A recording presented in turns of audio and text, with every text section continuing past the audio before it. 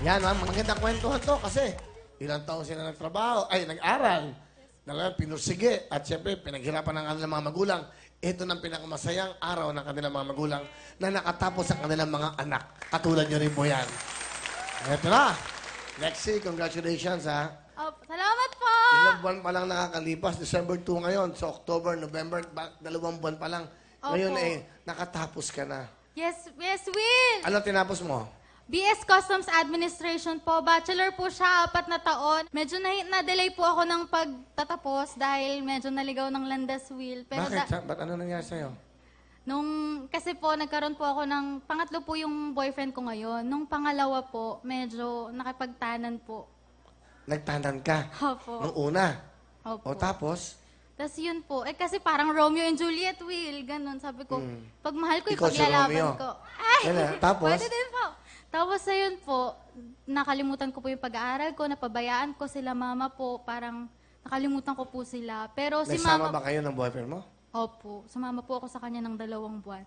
Pero sila mama 2 po... buwan lang? Opo. Ginawa po nila lahat para maibalik ako, may mapag-aral po ako ulit. At awa ng Diyos po, nakatapos So, naman po pumayag ako. naman siya na bumalik ka sa magulang mo? Hindi po. Pinaghiwalay po kami kasi ayaw po ni mama. Mother knows best po, kaya nagtiwala po. Tama ako ba sa siya?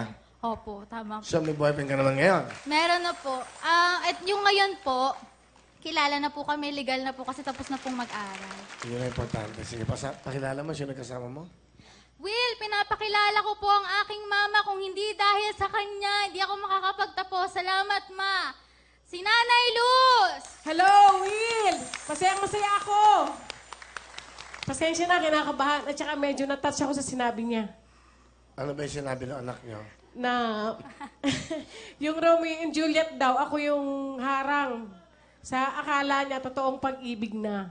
Pero hindi ako pumayag kasi bata pa siya that time, 16 lang. Hindi pa niya alam. Kaya ginawa ko talaga lahat para mabawi siya. At pag-aralin uli siya para makita niya talaga yung tamang landas para sa kanya. Oh, iyak. Ano po ang gusto niyo sabihin sa anak niyo? Ponggay. Ano po ang pangalan?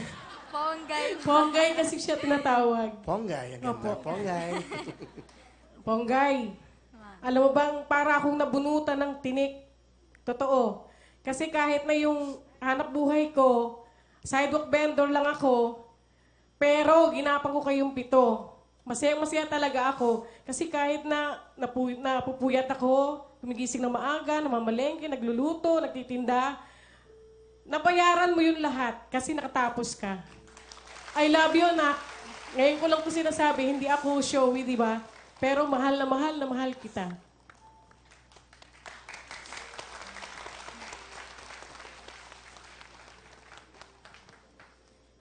Ponggay?